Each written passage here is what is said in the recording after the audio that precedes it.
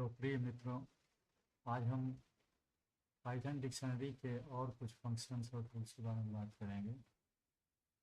जैसा कि हमने पार्ट 1 में बताया था, डिक्शनरी एक पाइथन का डाटा स्ट्रक्चर है जिसमें नेम वैल्यू पेयर के रूप में डाटा इकट्ठा किया जाता है। जैसे यहाँ पर हम देखें D equal to name Ram age 40 अगर हमने लिखा है तो ये करली ब्रेसेस में रहता है पूरी डिक्शनरी। और एक जैसे नेम कॉलन देकर फिर राम स्ट्रिंग है, तो ये एक की वैल्यू पेयर हो गया। फिर कामा देकर दूसरा की वैल्यू पेयर है एज, फिर कॉलन 40।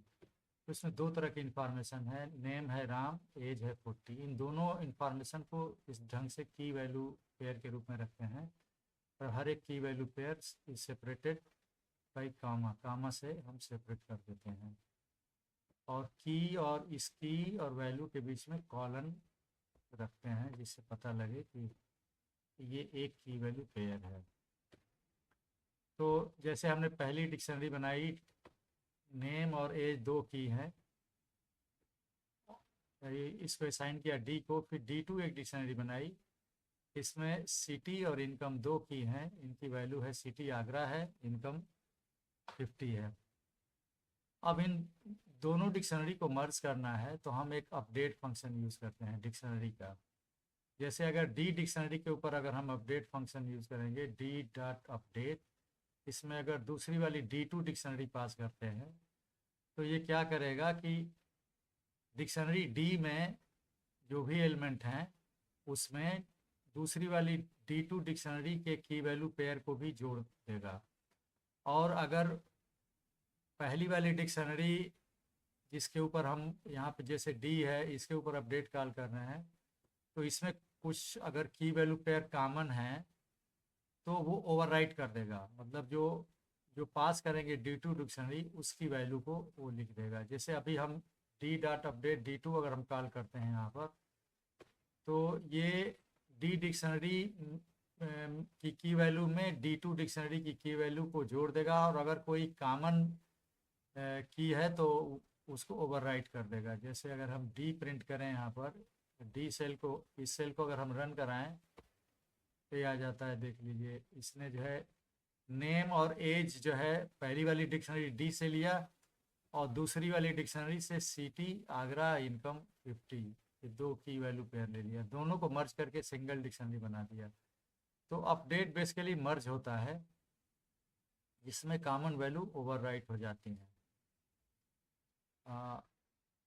दूसरा हम फंक्शन लेते हैं जैसे डी, अगर हमको किसी की वैल्यू पता करना है तो हम गेट फंक्शन कॉल करेंगे उस डिक्शनरी के ऊपर। जैसे डी डिक्शनरी है तो डी डॉट गेट और उसमें पास करेंगे की और कोई एक डिफ़ॉल्ट वैल्यू। मतलब अगर हम न स्पेसिफाई करें तो अगर वो न मिले, मतलब ये की वैल्यू इस डी डिक्शनरी में न मिले तो क्या हम रिटर्न करवाना चाहते हैं। अगर की वैल्यू मिल गई तब तो उसकी की जो वैल्यू होगी डी डिक्शनरी में वही आएगा, लेकिन वो की अगर नहीं प्रेजेंट है उस डी डिक्शनरी में तो जो डिफ़ॉल्ट हम रिटर्न करना चाहते हैं वो यहाँ पर सेकेंड पैरामीटर हम पास कर सकते हैं इस गेट फंक्शन का।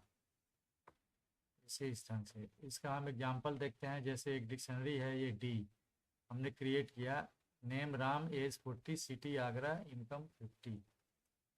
अब इसमें हम डी डॉट गेट अगर हम कॉल करें, डी डिक्शनरी के ऊपर गेट फंक्शन कॉल करें और सिटी एज ए की पास करें पहला पैरामीटर, और अगर हम दूसरा पैरामीटर लखनऊ अगर लिख देते हैं, इसका मतलब कि डी डिक्शनरी के अंदर सिटी की जो वैल्यू है उसको रिटर्न करो, और अगर सिटी नाम से कोई की नहीं है तो बाय डिफ़ॉल्ट लखनऊ रिटर्न कर दो।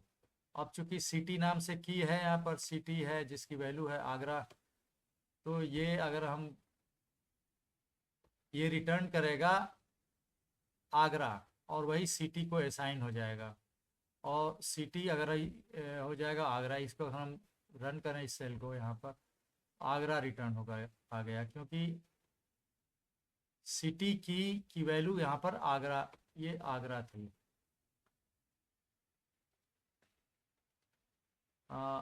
लेकिन अगर हम इसी डिक्शनरी के ऊपर फिर गेट फंक्शन कॉल करें और जेंडर अगर पास करते हैं की के रूप में, तो चूंकि जेंडर की तो नहीं है डी डिक्शनरी में, तो वो डिफ़ॉल्ट वैल्यू जो हमने सेकेंड पैरामीटर पास किया है यहाँ पर मेल, वो रिटर्न करेगा। अब इस डिक्शनरी में जेंडर नाम से कोई की नहीं है, तो डिफ़ॉल्ट वैल्यू वो मेल रिटर्न करेगा। वो मेल वैल्यू जेन को असाइन हो जाएगी और जेन हो जाएगा। अगर इस सेल को हम रन करते हैं तो जैसा आउटपुट है मेल रिटर्न हो जाएगा डिफ़ॉल्ट वैल्यू।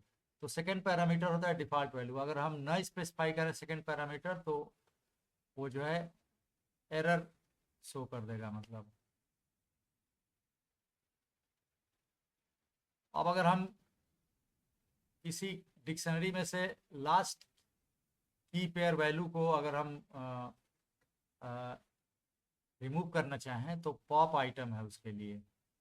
इसे यहाँ पर इसी डिक्शनरी में अगर हम D dot pop item function call करते हैं तो वो क्या करेगा, वो लास्ट जो की वैल्यू पेयर है उसको रिमूव कर देगा और उसको असाइन कर देगा इस की वाल में। यहाँ पर हमने असाइन किया हुआ है।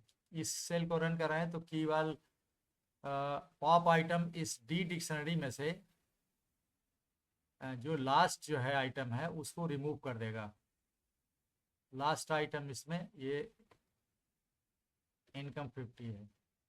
की वैल्यू पेयर को रिमूव कर देगा और वो यहाँ पर एक टुपल के रूप में अगर हम रन कराएं इसको तो रिटर्न हो गया।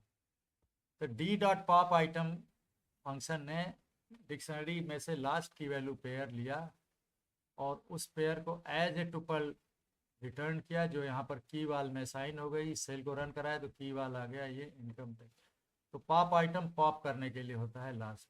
अब अगर एक इनकम वाला तो आइटम निकल गया, फिर अब डिक्शनरी जो बचती है, जो जो शेष आइटम है इसमें देख लीजिए, इसमें इनकम रिमूव हो गया है क्योंकि हमने पॉप कर लिया है।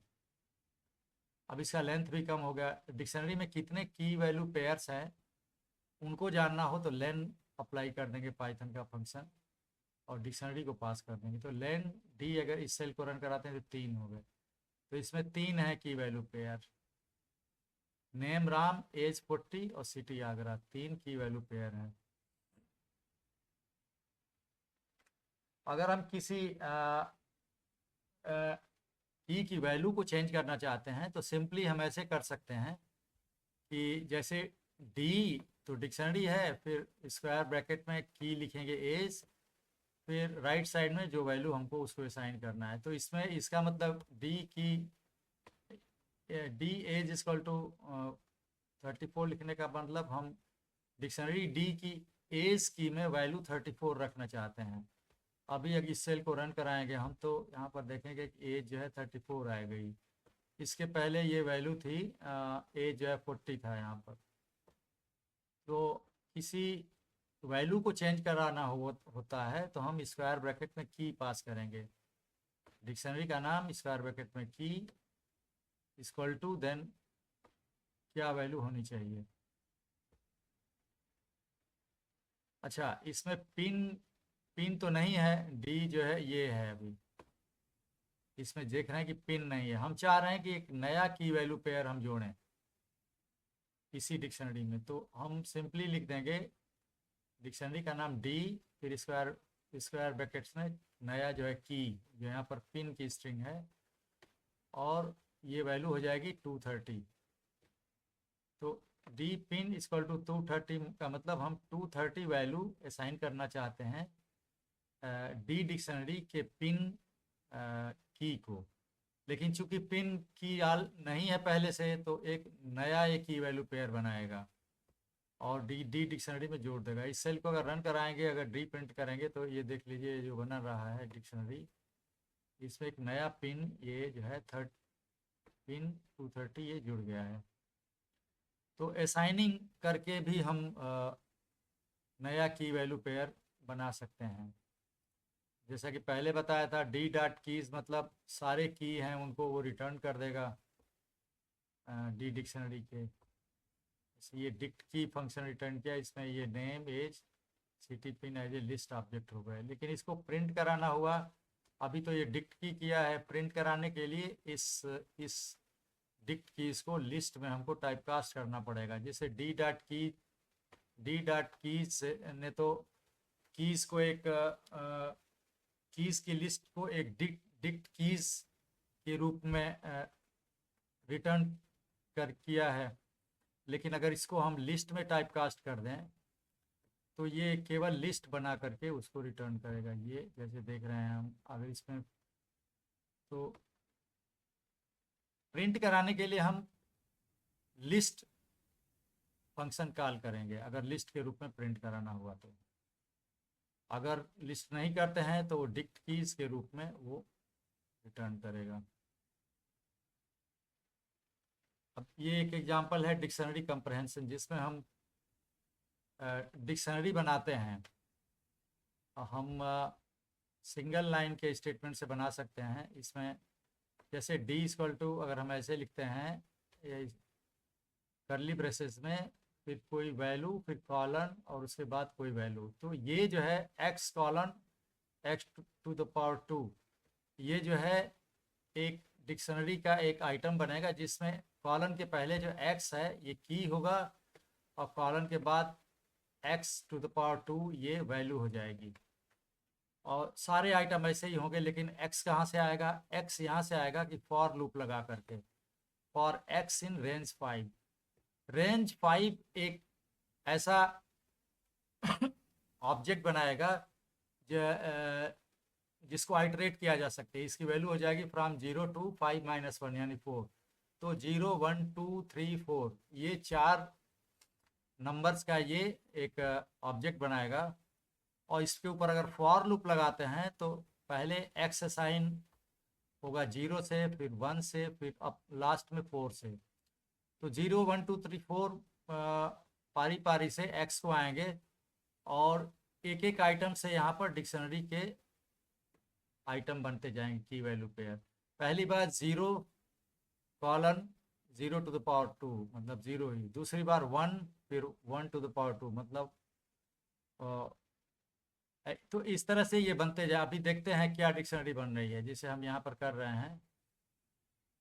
इसको रन कराते हैं इस सेल को। ये तो ये डिक्शनरी कंप्रहेंशन है, ये डिक्शनरी बन गया यहाँ पर फॉर लूप का यूज़ करके। अब जैसे देख रहे हैं पहले 0, पहला एलिमेंट है 0 0, जिसमें की 0 है, वैल्यू भी 0 है क्योंकि 0 आया था। दूसरी बार जो है यह आया था 1 1, तो 1 यहाँ पर की हो गई। फिर जो है यहाँ 1 × 2 है ये। सिंगल जो ये एस्ट्रिक है, ये लगाने का मतलब इनटू होता है और डबल एस्ट्रिक मतलब पावर होता है। तो ये ध्यान रखिए, यहाँ पर सिंगल एस्ट्रिक मतलब कि x × 2, x to the power 2 नहीं। तो जैसे ये डिक्शनरी बनी है तो पहली बार x 0 है तो 0 और 0 × 2 मतलब 0। दूसरी बार बनी है तो 1 और 1 × 2 2। फिर तीसरी बार बनी है 2 की होगा, फिर 2 × 2 मतलब 4। तीसरी बार x3 हो जाएगा 3 × 2। चौथी बार x4 हो जाएगा तो 4 × 2 मतलब 8। ये डिक्शनरी, ये सिंपल एक डिक्शनरी बन गई है। अब यहाँ पर हम देखें इसी को,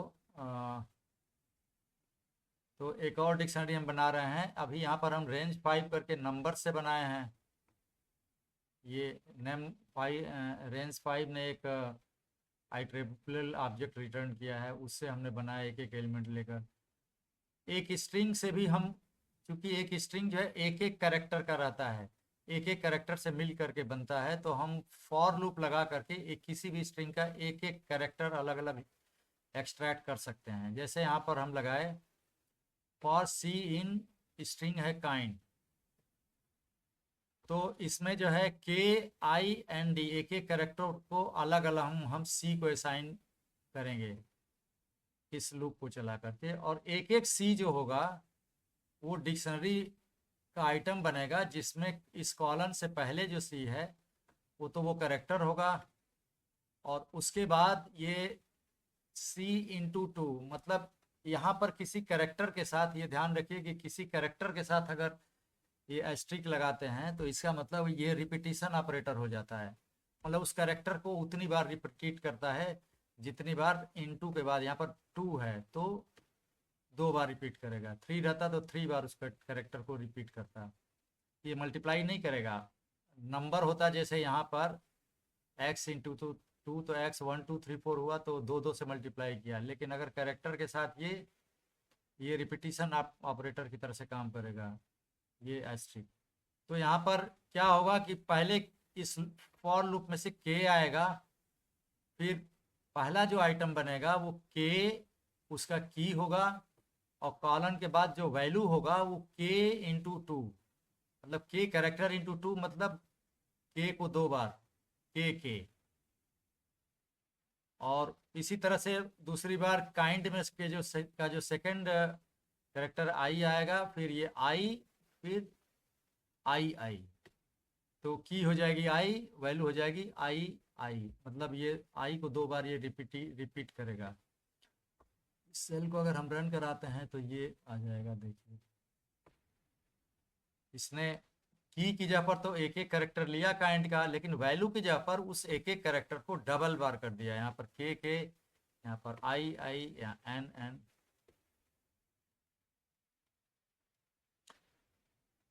अब किसी आइटम को हम इस तरह से भी ऐड कर सकते हैं, जैसे प्लस इक्वल टू ऑपरेटर लगा करके, जैसे डी इक्वल टू, ये डिक्शनरी है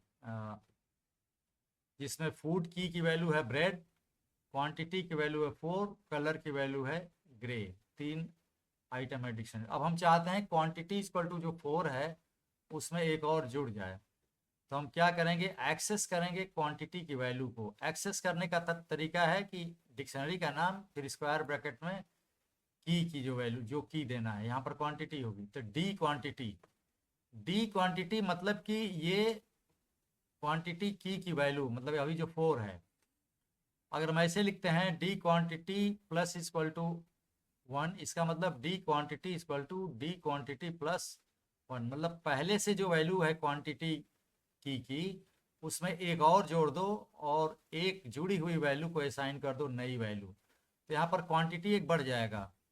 क्वांटिटी अभी 4 है, क्वांटिटी की वैल्यू 4 है तो एक बढ़ जाएगा, क्वांटिटी 5 हो जाएगा। इस सेल को रन कराते हैं, यहाँ पर देख लीजिए क्वांटिटी 5 हो गया। तो इस तरह से हम भी चेंज कर सकते हैं किसी वैल्यू को इस तरह के स्टेटमेंट के द्वारा भी, मतलब डिक्शनरी के ऊपर भी ये प्लस इक्वल टू ऑपरेटर ये हम लगा सकते हैं। दूसरा है यहाँ पर हम डिक्शनरी के अंदर डिक्शनरी भी स्टोर कर सकते हैं, मतलब नेस्टेड डिक्शनरी भी बना सकते हैं। डिक्शनरी के अंदर एज ए वैल्यू लिस्ट भी बना सकते हैं, जैसे यहाँ पर है D equal to egg 3, milk 2 and bread 1, ये 3 की वैल्यू पेयर हैं। अब हम चाहते हैं कि ब्रेड की जगह पर 1 नंबर न होकर के ब्रेड की जगह पर हम चाहें तो एक लिस्ट रख दें, ये वाली लिस्ट, ग्रिल, बेक और फ्राई लिस्ट के रूप में। तो हम अगर ब्रेड की नई वैल्यू असाइन करना है तो हम ऐसे लिखेंगे डी, फिर की पास करेंगे ब्रेड, फिर इक्वल टू के बाद जो वैल्यू असाइन करना है। इसमें हमने पूरी लिस्ट ही असाइन कर दिया ब्रेड की जगह पर, पहले 1 था ब्रेड की जगह पर, अब हम पूरी लिस्ट कर रहे हैं इसको। तो अगर हम इस सेल को रन कराते हैं तो यहाँ पर ये, अब देखिए यहाँ पर ये ब्रेड की जगह पर 1 की जगह पर इसने पूरी लिस्ट कर दिया, तो ये नेस्टेड डिक्शनरी बन गया। हम ऐसे भी डिक्शनरी के की वैल्यू पेयर में वैल्यू को हम चेंज कर सकते हैं, क्योंकि डिक्शनरी म्यूटेबल होता है, इसमें ऐड कर सकते हैं, डिलीट कर सकते हैं, चेंज कर सकते हैं। किसी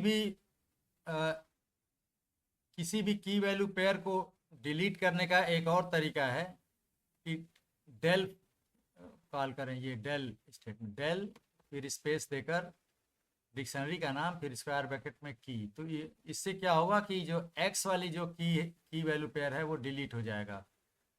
अभी हम ये कॉल करें, इस सेल को अगर रन कराते हैं, ये आ गया, देखिए इसमें जो है, इसमें एक्स गायब हो गया। पहले यहाँ पर एक्स था, एक्स की वैल्यू 3 थी, अब यहाँ पर एक्स नहीं है। तो एक डेल स्टेटमेंट के जरिए भी हम किसी की वैल्यू पेयर को हम डिलीट कर सकते हैं।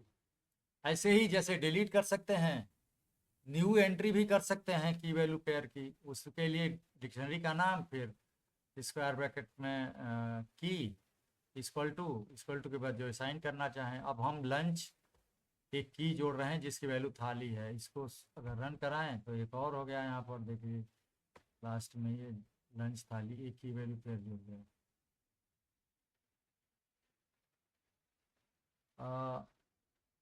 जैसा कि पार्ट 1 में हम बता चुके हैं कि डिक्ट बनाने का, डिक्शनरी बनाने का एक और तरीका है डिक्ट कॉल करके। डिक्ट कॉल करेंगे और एक उसमें लिस्ट पास करेंगे, लेकिन लिस्ट के जो एलिमेंट्स होंगे वो एक एक टुपल होगा। जैसे एक टुपल हो गया मिल्क कामा 2, दूसरा हो गया ब्रेड कामा 1। तो इस तरह से टुपल्स के जो ये जो पास करते हैं दो एलिमेंट के टुपल, तो हर टुपल में जो पहला एलिमेंट होता है की हो जाता है उस डिक्शनरी का, और दूसरा एलिमेंट वैल्यू हो जाता है। जैसे यहाँ पर मिल्क की हो जाएगा, वैल्यू हो जाएगी 2। इस टुपल में ब्रेड की हो जाएगा, वैल्यू हो जाएगा 1, इस तरह से। तो और ये सारे 3 टुपल जो हैं कामा दे करके पास मतलब ये लिस्ट के रूप में यहाँ पर स्टोर किए जाएंगे। वो लिस्ट जो है डिक्ट फंक्शन में कॉल होगी यहाँ पर। अब इसको सेल को रन कराएंगे तो एक डिक्शनरी बन गई, जिसमें देख रहे हैं टुपल के जो एलिमेंट्स हैं वो डिक्शनरी के केयर की वैल्यू पेयर हो गए। अब इसमें अगर डिक्ट मिल्क कॉल करेंगे तो 2 रिटर्न कर दिया इसने इसकी वैल्यू। अब यहाँ पर एक चीज़ देखें, अगर गेट फंक्शन कॉल करते हैं लेकिन टोस्ट नाम से कोई की नहीं है तो वो कुछ भी रिटर्न नहीं करेगा, नन रिटर्न करेगा। लेकिन अगर नन को प्रिंट कराना हुआ तो हम प्रिंट फंक्शन यहाँ पर कॉल करेंगे। तो जैसे D dot get toast, get function में टोस्ट स्ट्रिंग पास किया तो टोस्ट नाम से की तो है नहीं, तो वो नन रिटर्न करेगा। अब इसको प्रिंट कराना है तो इस सारे एक्सप्रेशन को प्रिंट में फंक्शन में पास कर देंगे, तो यहाँ पर नन हो गया। अगर प्रिंट नहीं कॉल करते, सिर्फ डी डॉट गेट टोस्ट करते तो कुछ मतलब प्रिंट नहीं होता। अगर हम चाहते हैं कि मिले तो जो वैल्यू हो वो प्रिंट करो, नहीं तो डिफ़ॉल्ट कोई वैल्यू। तो डी डॉट गेट टोस्ट, इसका मतलब डी डिक्शनरी में से टोस्ट की वैल्यू रिटर्न करो। अगर टोस्ट की नहीं है डिक्शनरी में तो बाय डिफ़ॉल्ट 88 रिटर्न करो। फिर रन कराएंगे, देखिए 88 रिटर्न हो गया। तो हर डिक्शनरी में से हम वैल्यू इस तरह से निकाल सकते हैं। और फ्रॉम कीज एक फंक्शन होता है डिक्शनरी का, जिससे भी ये पार्ट 1 में भी बताया था कि फ्रॉम कीज फंक्शन से भी हम डिक्शनरी बना सकते हैं। जैसे डिक्ट ऑब्जेक्ट के ऊपर डॉट ऑपरेटर लगाकर dict dot from keys function अगर हम कॉल करें और फ्रॉम कीज में एक लिस्ट अगर पास कर दें, सिंपली एक लिस्ट, तो ये क्या करेगा, लिस्ट के जो एलिमेंट हैं उनको लेकर वो उनको एज ए की ट्रीट करेगा और एक डिक्शनरी बना देगा। ये जो डिक्शनरी बनेगी इसमें सैलरी और एज 2 की हो जाएंगे। बाय डिफ़ॉल्ट उनकी वैल्यू नन होगी, क्योंकि हमने ये नहीं बताया है कि इन की डिफ़ॉल्ट वैल्यू क्या होगी। तो इस सेल को अगर रन कराएं हम तो देखिए ये बना दिया सैलरी नन एज नन। लेकिन अगर हम चाहते हैं कि सैलरी और एज जो कीज़ हैं उनकी कुछ डिफ़ॉल्ट वैल्यू हो शुरू में, तो हम यहाँ पर as a second parameter pass कर सकते हैं फ्रॉम कीज फंक्शन का। जैसे यहाँ पर ये है dict dot from keys call किया, इसमें पहले पैरामीटर के रूप में लिस्ट पास किया जिसमें ये एज ए की हो जाएगा और डिफ़ॉल्ट वैल्यू हो जाएगी 0 सारे कीज की। अब इस सेल को रन कराएं तो ये हो जाता है, देखिए सैलरी की वैल्यू 0, एज की वैल्यू 0। तो इसी तरह का एक और एग्जांपल है यहाँ पर। हम पूरी लिस्ट को मतलब एग्जैक्टली उस लिस्ट को, जैसे ये लिस्ट है पूरी, इसको एक कीज नाम के आइडेंटिफायर में हमने स्टोर किया। तो कीज को भी हम पास कर सकते हैं, जैसे ये डिक डॉट फ्रॉम कीज किया और ये कीज जो है इसने लिस्ट पास कर दिया और डिफ़ॉल्ट वैल्यू 0 कर दिया। तो ये वही काम करेगा जो पिछला काम हुआ था। जस्ट यहाँ पर पूरा डिक्शनरी यहाँ न लिख करके मैंगो एप्पल बनाना, हमने इस पूरी लिस्ट को स्टोर कर दिया कीज में और उस कीज को यहाँ पर एज ए फर्स्ट का पैरामीटर पास किया फ्रॉम कीज फंक्शन में।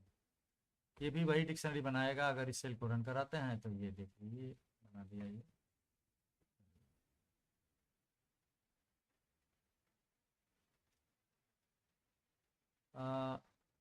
पॉप आइटम तो फंक्शन लास्ट की वैल्यू पेयर को डिलीट करता है, लेकिन अगर बीच का कोई की वैल्यू पेयर हमको डिलीट करना होगा तो हम की पास करेंगे। जैसे यहाँ पर एक डिक्शनरी है डी, जिसमें एक्स 3, मफिन 5, टोट 4, मिल्क 2 और ब्रेड 1, ये की वैल्यू पेयर्स हैं।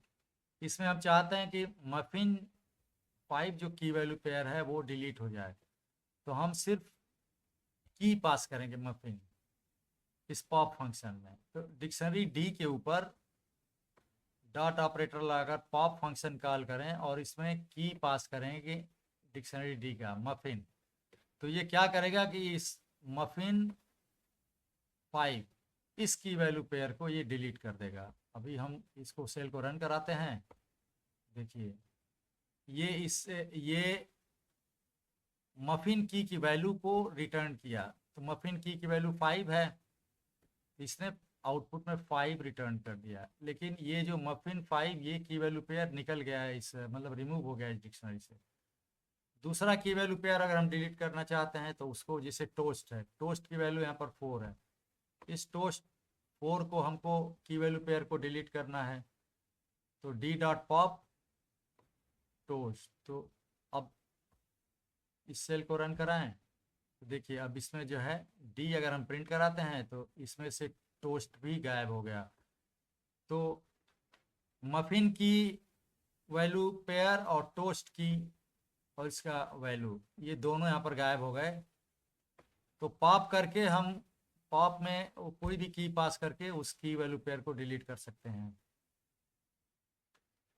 इसको हम एक सिंपल सा एग्जांपल है यहाँ पर, जैसे टेबल है, टेबल एक डिक्शनरी है जिसमें 1910 की है, इसकी वैल्यू है गीता, 1915 की वैल्यू रामायण है, 1920 की वैल्यू महाभारत है।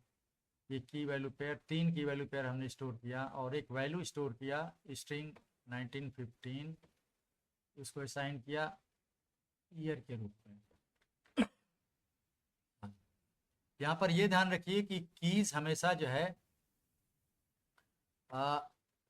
ऐसे डेटा टाइप का बनता है जो हैशेबल हो, जैसे नंबर्स, स्ट्रिंग या टुपल, केवल 3 ही से। तो ये 1910 एक नंबर के रूप में नहीं की हो सकती है, एक स्ट्रिंग के रूप में होगी, इसीलिए हमने सिंगल कोट से किया है।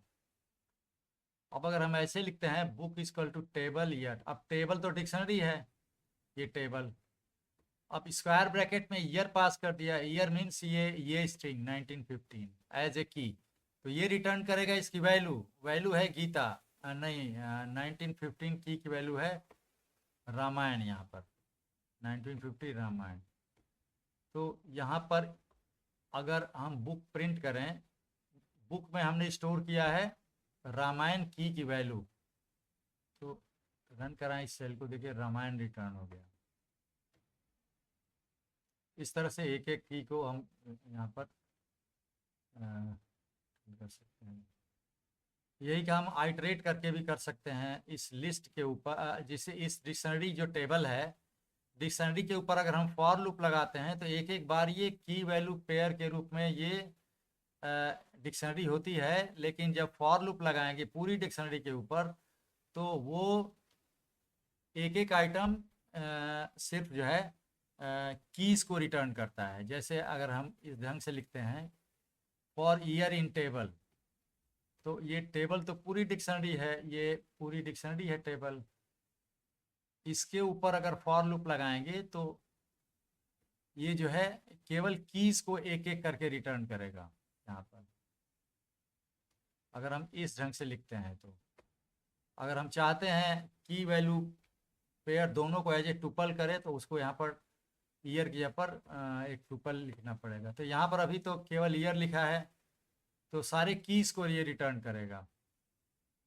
तो इसको प्रिंट कराना हुआ, एक एक की वैल्यू पेयर को हमने एक प्रिंट फंक्शन कॉल किया और ईयर की जगह पर आएगा वो जो की है, फिर इस सेपरेटेड बाय एक टैब करेक्टर, फिर उसमें जो है अब ये टेबल स्क्वायर ब्रैकेट में ईयर, मतलब ईयर की को एक्सट्रैक्ट करेगा उस टेबल डिक्शनरी से। तो इसका आउटपुट अगर हम रन कराएं सेल को तो ये हो जाता है। देखिए ये पहली बार लूप चला, 1910 स्ट्रिंग गीता वैल्यू हो गई, दूसरी बार 1915 की है रामायण, और सेपरेटेड बाय टैब है ये सब। तो इस ढंग से लिखने पर केवल की रिटर्न होगी। और इसका अभी एग्जांपल बताएंगे। अगर हम टुपल के रूप में की वैल्यू पेयर दोनों अगर रिटर्न करना हो तो यहाँ पर ईयर की जगह पर टुपल के रूप में लिखना पड़ेगा। अब इस टेबल में लिस्ट डॉट आइटम्स में तो की वैल्यू पेयर आ जाते हैं। अगर उनको प्रिंट कराना हुआ तो हम इसको जो है यहाँ पर लिस्ट में कर देंगे। ये देखिए ये डिक्शनरी के सारे की वैल्यू पेयर्स को इसने एक टुपल के रूप में स्टोर कर दिया। ये पहला की वैल्यू पेयर जो एक पहला टुपल, दूसरा की वैल्यू पेयर दूसरा टुपल, तीसरा की वैल्यू पेयर तीसरा टुपल, और ये तीनों जो की वैल्यू पेयर जो टुपल के रूप में है वो एक लिस्ट के अंदर आ गए, क्योंकि हमने ये लिस्ट फंक्शन कॉल किया था टेबल डाटा आइटम्स के ऊपर। अब जैसे इसी टेबल्स का ये अगर हम इस ढंग से लिखते हैं, देख लीजिए ये हम लिस्ट बना रहे हैं एक डिक्शनरी से। कैसे बना रहे हैं, ये लिस्ट कंप्रहेंशन करने के लिए हमको ये स्क्वायर ब्रैकेट लिखना पड़ेगा। स्क्वायर ब्रैकेट शुरू किया और लास्ट में इसको बंद किया। इसके अंदर हमको फॉर लूप लगा करके एक एक आइटम एक्सट्रैक्ट करना है, जो आइटम इस लिस्ट के एलिमेंट बनेंगे। तो स्क्वायर ब्रैकेट के बाद ये ईयर हमने लिखा, इसका तो स्क्वायर ब्रैकेट और फॉर के बीच में जो ईयर है, मतलब एक एक जो एलिमेंट होगा उस लिस्ट का वो ईयर की जो भी वैल्यू होगी वही होगी। और ईयर कहाँ से आएगा, इस टुपल से आएगा, ईयर कामा टाइटल। ईयर कामा टाइटल क्या है, एक की वैल्यू पेयर हैं, एक एक की वैल्यू पेयर एक बार में लेंगे। और चूंकि फॉर लूप लगा है तो हम यहाँ पर इन ऑपरेटर का यूज़ करेंगे। तो ये जैसे ये टेबल डॉट आइटम्स ये रिटर्न करेगा, टेबल डॉट आइटम्स एक डिक्ट आइटम्स का ऑब्जेक्ट जिसमें की वैल्यू पेयर होंगे टुपल के रूप में। और पहला टुपल पहला ईयर और टाइटल को असाइन होगा, दूसरा टुपल दूसरा ईयर टाइटल को असाइन होगा। तो उसमें से केवल हम ईयर लेंगे और ईयर की लिस्ट बन रही है यहाँ पर। इसको रन कराते हैं हम तो देखिए जो बन रही है ये लिस्ट ये बन रही है। टेबल डॉट आइटम्स में से तो एक एक की वैल्यू पेयर यहाँ पर ले लिया, लेकिन हम केवल ईयर का यूज़ कर रहे हैं और यहाँ पर ईयर का ही एक लिस्ट बना रहे हैं। तो ये एक डिक्शनरी को लिस्ट बनाने का एग्जाम्पल है लिस्ट कंप्रहेंशन का यूज़ करके। अब इसमें हम इफ़ कंडीशन भी डाल सकते हैं। जैसे चाहते हैं कि सारे की ना आए, सारे की वैल्यू पेयर ना आए, तो हम इसमें वही वाली लिस्ट हम बना रहे हैं यहाँ पर year for year title in table data items. यहाँ पर कंडीशन डाल दिया if title equal to Mahabharata. इसका मतलब हो गया कि टेबल डॉट आइटम्स में से वही आइटम लो जिनमें if title equal to Mahabharata. Title क्या है? टाइटल जो है वैल्यू है यहाँ पर, जिसे एक टेबल डॉट आइटम्स की वैल्यू पेयर लेगा एक एक करके अलग अलग। तो पहली बार ईयर आएगा की, उसकी वैल्यू हो जाएगी टाइटल। अब उस टाइटल को ये चेक करेगा if condition, if title equal to Mahabharata, तो महाभारत है तभी वो लिस्ट में शामिल होगा, और उसका ईयर वाला पार्ट जो है लिस्ट में बनेगा। अगर टाइटल महाभारत नहीं है तो वो नहीं शामिल होगा। जिसे इसको करेंगे तो केवल जो है, देखिए इसका आउटपुट आ रहा है 1920 वाली स्ट्रिंग, जो सिंगल एलिमेंट ही हुआ इस लिस्ट का। इसका मतलब इस कंडीशन की वजह से टाइटल इक्वल टू महाभारत, मतलब जो ये जो वैल्यू है महाभारत है, केवल उसी ईयर को लिया और इस ईयर को लेकर ही बनाया, तो यहाँ पर ये लिस्ट बन गई।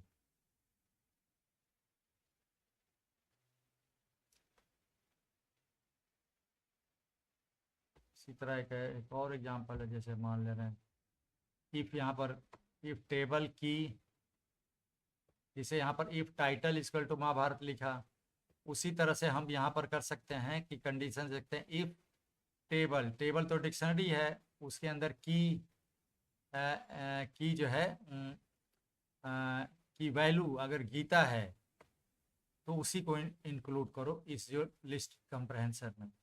तो ये क्या करेगा कि टेबल डॉट की वैल्यू पेयर रिटर्न किया, इसमें से केवल की को लिया और उस की का यूज करके उस डिक्शनरी में चेक किया कि गीता जिसकी वैल्यू है, क्योंकि टेबल की वैल्यू रिटर्न करेगा, उस की वैल्यू जिसकी वैल्यू उस मतलब जिसकी वैल्यू गीता है वही केवल की रिटर्न होगा। तो केवल एक 1910 जो की है वही, उसी की वैल्यू गीता है। तो इस ढंग से भी यूज कर सकते हैं हम। ये दोनों तरीके हैं लिस्ट कंप्रहेंशन बनाने के डिक्शनरी से। और चीज़, एक इम्पॉर्टेंट चीज़ यह है कि हम केवल इम्यूटेबल ऑब्जेक्ट्स का यूज़ करके ही एज ए की हम यूज कर सकते हैं। इम्यूटेबल मतलब जिनको चेंज नहीं किया जा सकता, उनको कॉपी किया जा सकता है लेकिन उनको हम बदल नहीं सकते, उनको असाइन नहीं कर सकते नई वैल्यू। तो इम्यूटेबल ऑब्जेक्ट में जो इम्पोर्टेंट आते हैं वो स्केलर ऑब्जेक्ट आते हैं, जैसे इंटीजर, फ्लोट, स्ट्रिंग आते हैं और टुपल्स आते हैं। लेकिन अगर टुपल के अंदर लिस्ट वगैरह हैं जिनको चेंज किया जा सकता है, क्योंकि लिस्ट म्यूटेबल डेटा टाइप है, तो वो फिर नहीं रह जाएगा। अगर वही टुपल की के रूप में हो सकते हैं किसी डिक्शनरी के, जिनके अंदर जो आइटम है वो सब भी इम्यूटेबल है, मतलब टुपल का एक एक एलिमेंट खुद में इम्यूटेबल हो। तो अब जिसे किसी भी स्ट्रिंग को या नंबर को या किसी डेटा टाइप को पाइथन में अगर चेक करना हुआ कि इम्यूटेबल है कि नहीं है, तो हम इसमें हैश फंक्शन कॉल करेंगे। जैसे ये मान लीजिए अगर हम यहाँ पर जैसे ये हम रन करा, अगर हैश के ऊपर स्ट्रिंग एक कैरेक्टर है यहाँ पर, क्योंकि डबल कोट में है, अब इसके ऊपर हैश फंक्शन कॉल करेंगे तो इसकी वैल्यू आ रही है कुछ ना कुछ। अगर हैश की कुछ ना कुछ वैल्यू आ रही है, इसका मतलब वो इम्यूटेबल है, तो वो एज ए की जो है डिक्शनरी में यूज किया जा सकता है। लेकिन अगर हैश फंक्शन कुछ रिटर्न नहीं कर रहा है, इसका मतलब कि वो हैशेबल नहीं है। जैसे यहाँ पर हम एग्जांपल ले लें, ये अगर यहाँ पर 7 तो इंटीजर है, ये इम्यूटेबल है, तो अगर इसके ऊपर हैश फंक्शन कॉल करेंगे तो देखिए 7 रिटर्न कर दिया। देखिए यहाँ पर रमेश एक स्ट्रिंग है, यहाँ पर इसके ऊपर भी हैश फंक्शन कॉल करेंगे तो इसका जो हैश कोड ये रिटर्न किया इसने, यहाँ पर रमेश स्ट्रिंग को हैश कोड में बदला और वो वाली वैल्यू इसने रिटर्न किया। ऐसे ही एक टुपल जैसे है, ये हैश के ऊपर हैश फंक्शन में हमने एक टुपल पास कर दिया, ये 1 2 3। इस टुपल के 3 एलिमेंट है, 1 2 और 3। अब टुपल भी इम्यूटेबल होता है, तो इसे भी, ये भी हैशेबल है, क्योंकि हैश फंक्शन कॉल करने पर ये रिटर्न कर रहा है। तो बस यही ध्यान रखना है कि numerical data types integer, float या स्ट्रिंग और या टुपल ही को की बनाया जा सकता है डिक्शनरी में, और किसी को नहीं। ठीक है, तो अभी ये वाला पार्ट ख़त्म करते हैं, अगले बार और कुछ फंक्शन बताएंगे डिक्शनरी के। Thank you.